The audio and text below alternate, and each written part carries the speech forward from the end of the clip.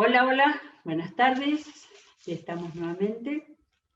Gracias a Dios, todos los días damos gracias a Dios por estar juntos, los que se acerquen, los que después van a aprovechar los videos que se suben, están todos subidos los programas, ¿sí?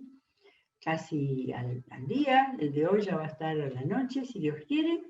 Así que vamos a seguir con la palabra.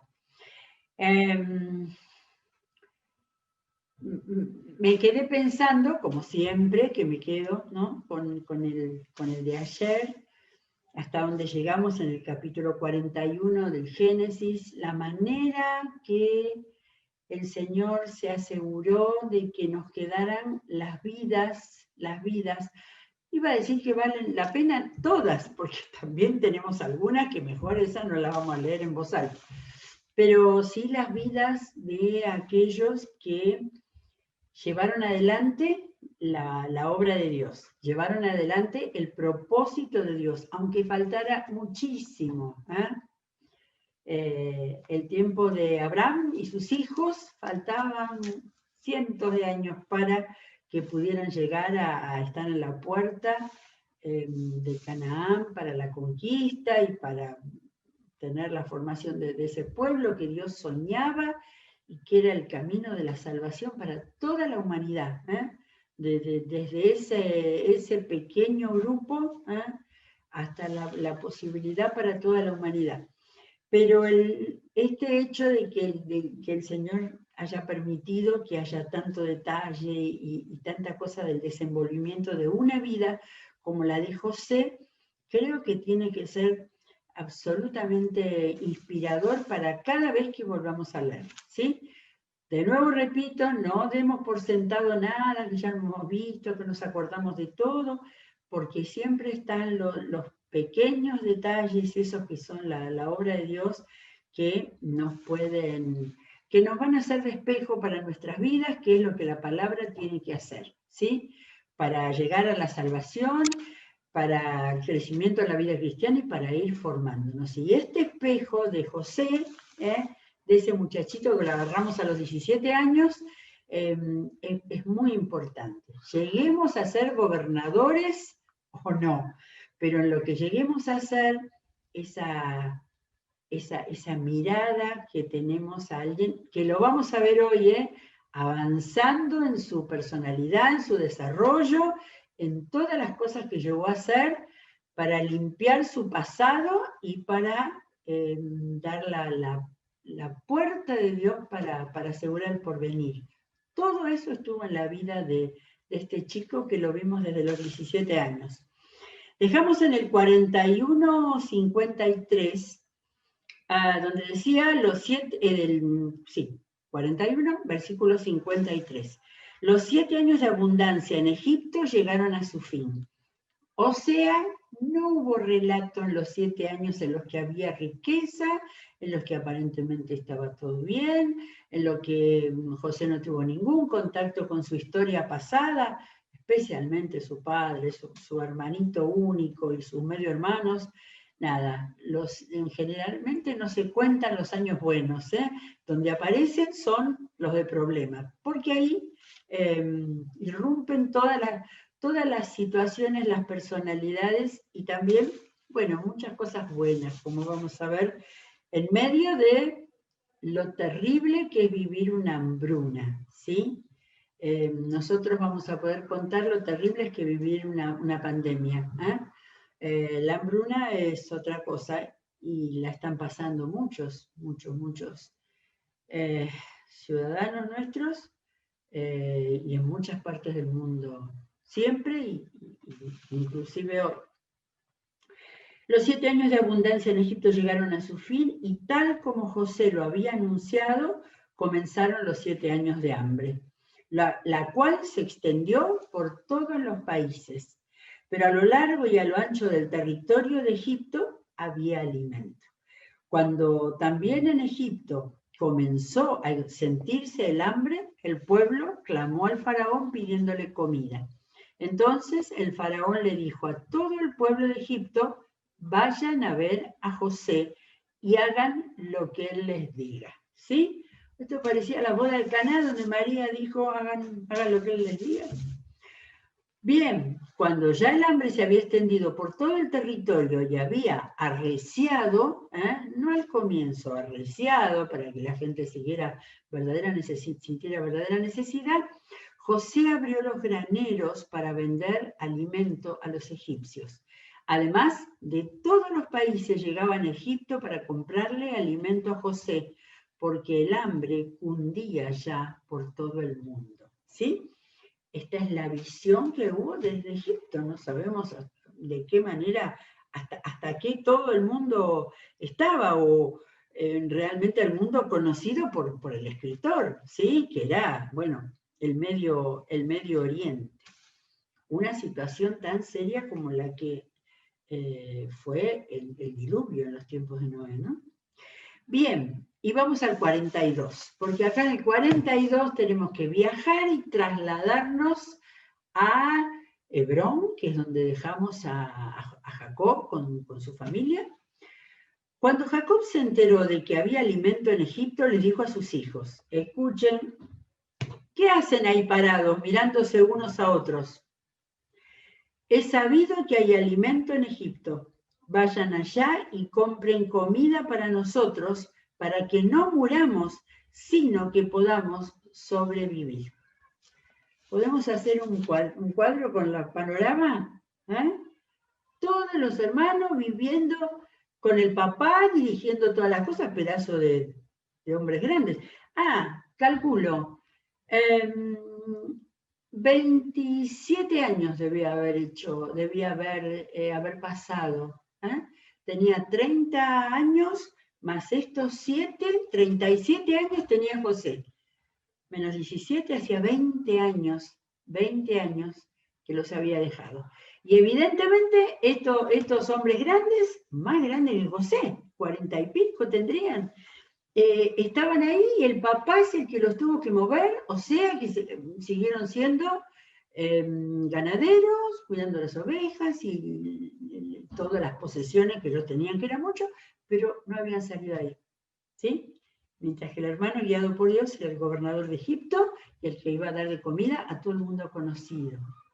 Bien, lo que pasa cuando se enfrenta a las peores vicisitudes en las manos de Dios y en una disposición espiritual y mental, Bien, 10 de los hermanos de José fueron a Egipto a comprar alimento.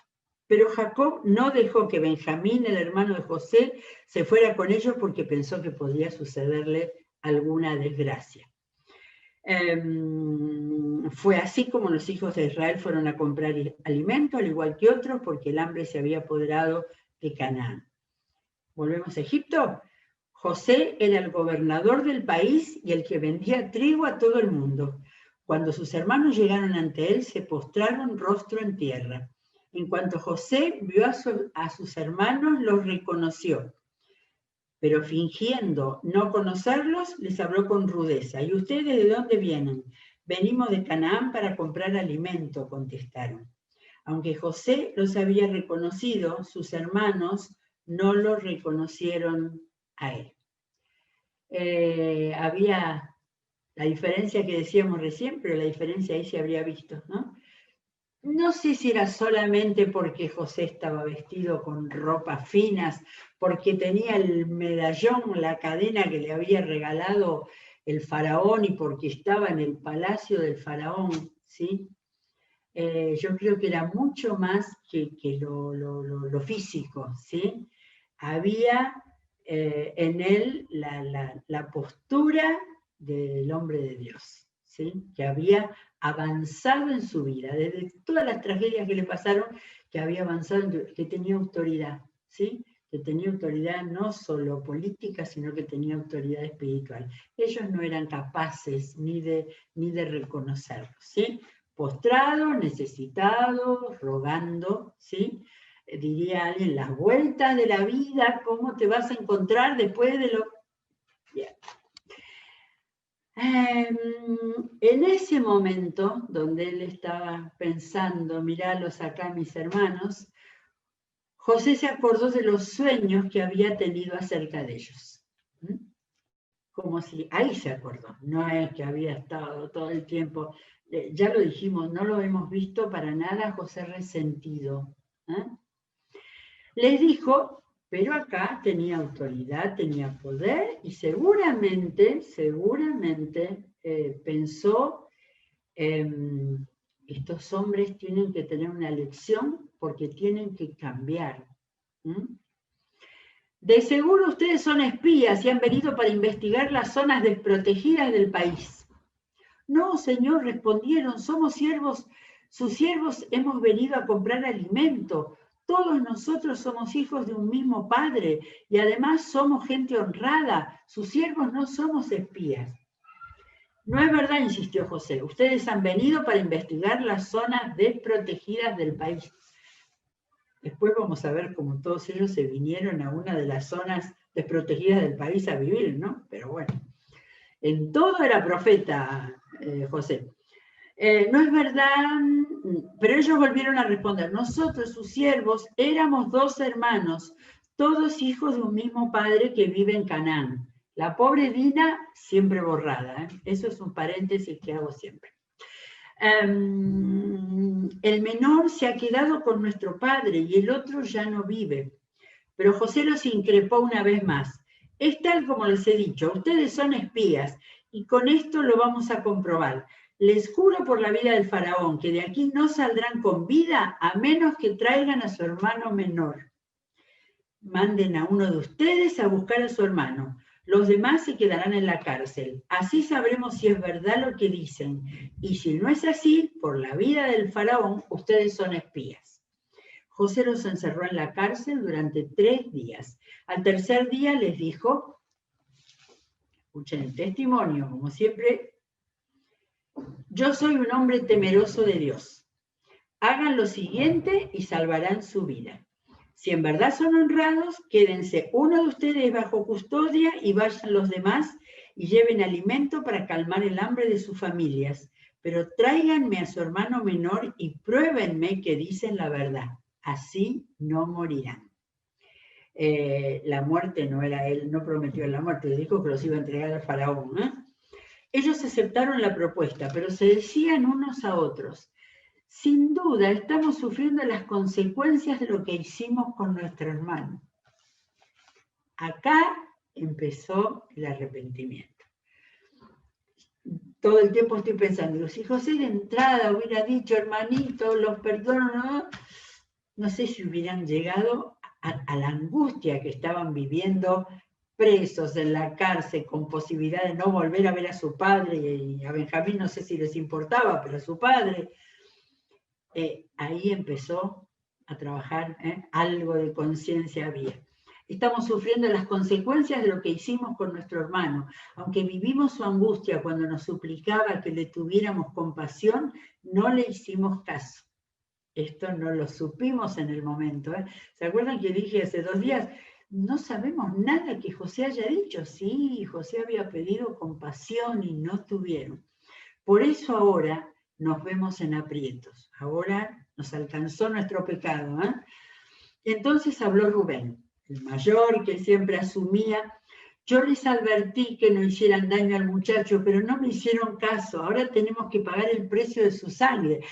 O sea que Rubén volvió, sacó el tema completo y de alguna manera se quiso salvar de culpa. ¿Era verdad? Eso lo tuvimos en el relato.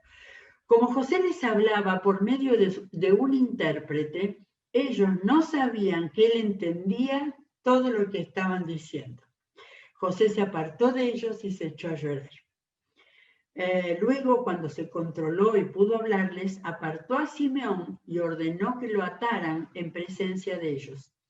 José también dio la orden de que llenaran de alimentos sus costales, que repusieran en cada una de sus bolsas el dinero que habían pagado, que les dieran provisiones para el viaje. Así se hizo. Entonces ellos cargaron el alimento sobre sus asnos y emprendieron el viaje de vuelta. Quedó Simeón, ¿sí? Me pregunto por qué eligió a Simeón, pero Simeón era uno de los violentos. Ayer nos acordábamos cuando fue lo de el ataque a su hermana Dina, fue Fueron Simeón y Leví, los dos que fueron, mataron a todos, quemaron, les robaron todas las pertenencias. Era uno de los violentos. No sé si fue por algo, pero eligió a Simeón, uno de los grandes. Cuando llegaron al lugar donde acamparían esa noche, uno de ellos abrió su bolso para darle de comer a su asno, y allí, en la abertura, descubrió su dinero. Entonces le dijo a sus hermanos: me devolvieron el dinero, miren, aquí está mi bolsa. Los otros se asustaron mucho y temblando se decían unos a otros: ¿qué es lo que Dios nos ha hecho? Seguía el proceso de la culpa, y creo que el Señor obrando en esos hombres duros, sin compasión. Al llegar a Canaán, donde estaba su padre Jacob, le contaron todo lo que les había sucedido.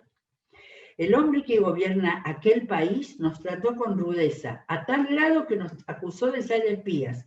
Nosotros le dijimos: somos gente honrada. Además le dijimos: somos 2 hermanos, hijos de un mismo padre. Uno ya no vive y el menor se ha quedado con nuestro padre en Canaán. Entonces el hombre que gobierna en aquel país nos dijo: con esto voy a comprobar si en verdad son gente honrada. Dejen aquí conmigo a uno de sus hermanos y vayan a llevar alimento para calmar el hambre de sus familias.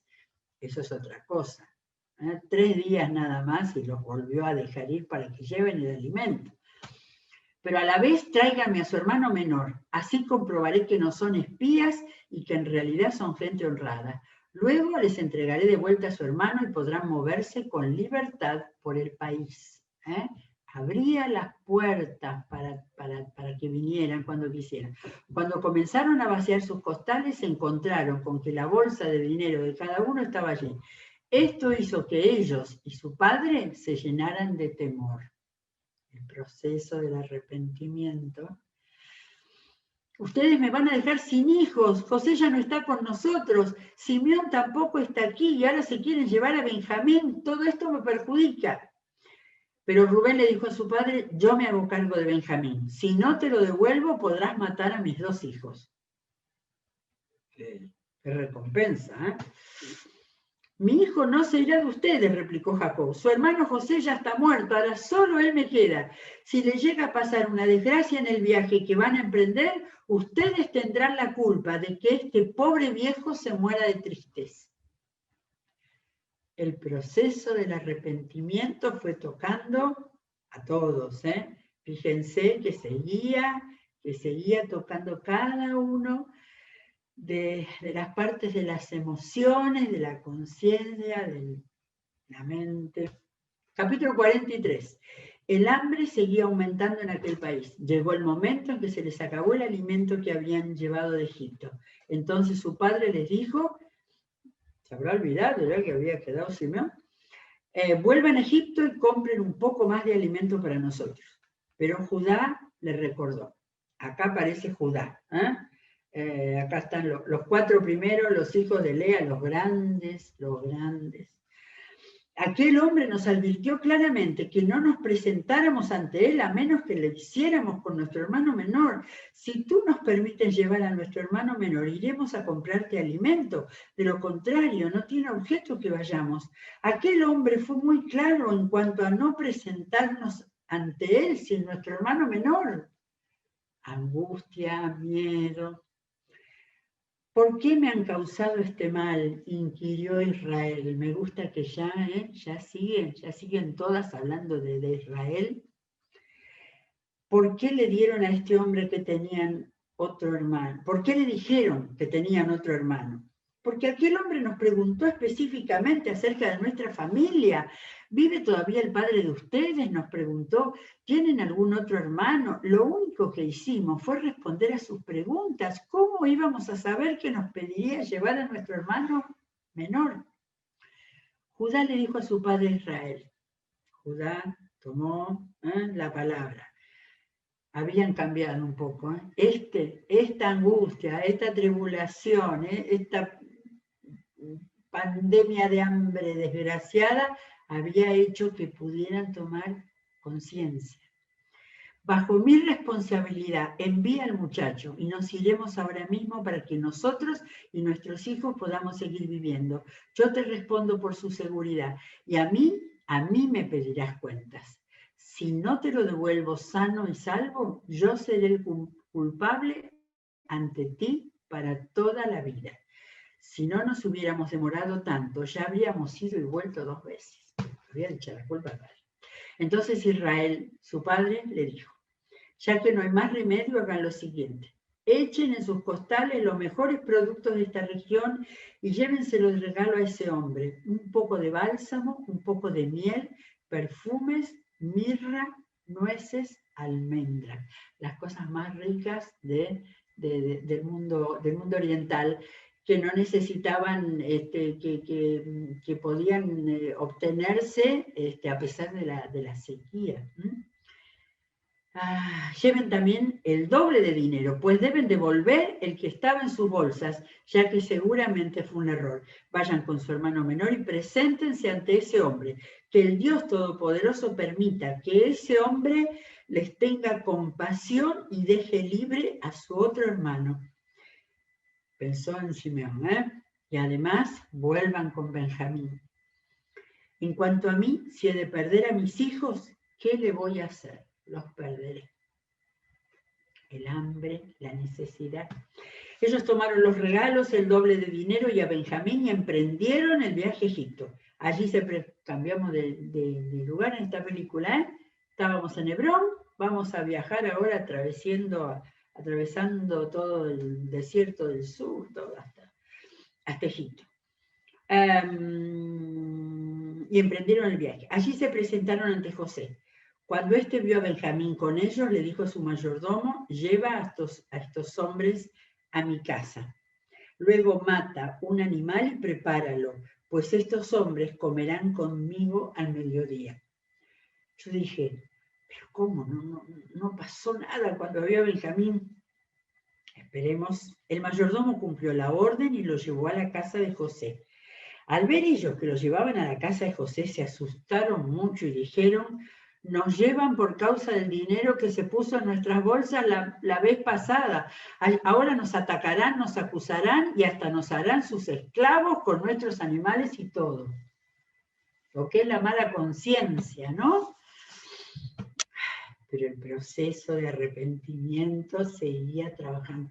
Ojalá todos seamos perceptivos, cuando hay que reconocer algo mal hecho, y toda la gente que no conoce al Señor especialmente, para poder mirar, ver las acciones y darse cuenta.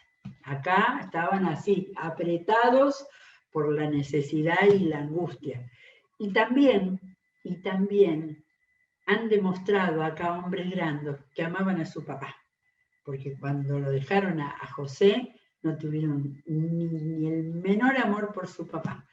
Y entonces se acercaron al mayordomo de la casa de José y antes de entrar le dijeron, perdón señor, nosotros ya vinimos antes a comprar alimento, pero a nuestro regreso cuando acampamos para pasar la noche descubrimos que en cada una de nuestras bolsas estaba el dinero que habíamos pagado, pero lo hemos traído para devolverlo. También hemos traído más dinero para comprar alimento. No sabíamos quién pudo haber puesto el dinero de vuelta en nuestras bolsas. Está bien, no tengan miedo, contestó aquel hombre. El Dios de ustedes y de su padre habrá puesto ese tesoro en sus bolsas. A mí me consta que recibí el dinero que ustedes pagaron. A mí me consta que José había evangelizado a ese hombre y ese hombre era creyente ahora. Tenía claridad, se acordaba, miren, todo el mundo iba a comprar, él se había acordado, José le había hablado, le había dicho y tenía claro, no que Dios lo habían puesto ellos, pero de que Dios estaba obrando, ¿sí? Me acuerdo de eso, aunque no lo veamos, siempre está obrando, la canción es así. El mayordomo le llevó a Simeón. Simeón todavía estaba en la cárcel. Y a todos los hizo pasar a la casa de José. Allí les dio agua para que se lavaran los pies y les dio de comer a sus asnos. Ellos, por su parte, prepararon los regalos mientras esperaban que José llegara al mediodía, pues habían oído que comerían allí. Como si él no supiera nada. Cuando José entró en la casa, le entregaron los regalos que le habían llevado y rostro en tierra se postraron ante él. ¿Se acuerdan del sueño que había tenido? Era así. ¿Cómo está? Les preguntó cómo estaban y añadió, ¿cómo está su padre, el anciano del cual me hablaron? ¿Vive todavía? Habían pasado 7 años. Nuestro padre y su siervo se encuentra bien y todavía vive, respondieron ellos. Y enseguida le hicieron una reverencia para honrarlo. José miró a su alrededor y al ver a Benjamín, su hermano de padre y madre, les preguntó, ¿es este su hermano menor del cual me habían hablado? Que Dios te guarde, hijo mío. Hoy lloré, lloré todo el tiempo que lo leí cuando lo preparaba. Qué impresionante. Dice, conmovido por la presencia de su hermano y no pudiendo contener el llanto, José salió deprisa. Segunda vez. Entró en la habitación y allí se echó a llorar desconsoladamente. Después se lavó la cara y ya más calmado salió y ordenó, sirvan la comida. Se tomó su tiempo, se tomó su tiempo porque evidentemente guiado por Dios, él sabía que ellos tenían que pasar todo el proceso hasta poder llegar verdaderamente al arrepentimiento. Y no solo al arrepentimiento con José, sino mucho más, al arrepentimiento con Dios, porque para Rubén habían matado a su hermano, para los otros habían vendido a su hermano, lo habían entregado como esclavo, ¿sí? De manera que tenían que arreglar sus cuentas con Dios en primer lugar, con su padre, a quienes le ocasionaron ese dolor. Bueno, acá la escena, esto con una película, a José le sirvieron en un sector, a los hermanos en otro, y en otro más a los egipcios que comían con José. Esa era su vida de todos los días y ahí la supimos. Los egipcios no comían con los hebreos porque para los habitantes de Egipto era una abominación, nada que ver con los hebreos. Sin embargo, le dieron de comer a los hebreos. Los hermanos de José estaban sentados frente a él de mayor a menor y unos a otros se miraban con asombro. Las porciones les eran servidas desde la mesa de José, pero a Benjamín se le servían porciones mucho más grandes que a los demás. En compañía de José, todos bebieron y se alegraron. ¿Se imaginan el alivio? Después del miedo que pasaron, de perder al hermano, de que los metieran en la cárcel, de que los mataran, de que se acabaran, de que hubieran pagado todas las culpas. Todo en ese cuadro, volvieron toda la culpa de lo que habían hecho con José. Podían haber olvidado totalmente, haber borrado en su conciencia eso que habían hecho. No tenían idea que ese era José. Era otro país, era otro mundo. Miren lo que hace la conciencia movida por Dios. Ahí volvieron a acordarse lo que habían hecho con su hermano. Bueno, tenemos que terminar. Qué lástima. Viene el capítulo 44, 45, que es impresionante, Pero bueno, vamos a seguir leyendo. Realmente primero pensé, bueno, lo voy contando, leo algún pasaje, pero esto es imperdible porque necesitamos lo importante, algo muy importante en la lectura de la palabra, que tenemos que imaginarnos lo que estamos leyendo. No tenemos que leer como lectores lejos, con la mente sola, no, tenemos que vivir. Y en este caso esto contado así tan despacito. 44, 45. Bueno, mañana no seguimos, vamos a seguir después el viernes, porque mañana estamos con Elsa y va a tomar otro profeta, no me acuerdo cuál, para leer y para explicarnos, para mostrarnos todo el entorno y eso que nos está bendiciendo y preparando para la lectura personal de los profetas. Bien, cierro la Biblia, mañana seguimos con el capítulo 44. Que Dios los bendiga, seguimos durante todo el día con la programación y nos vemos mañana si Dios quiere.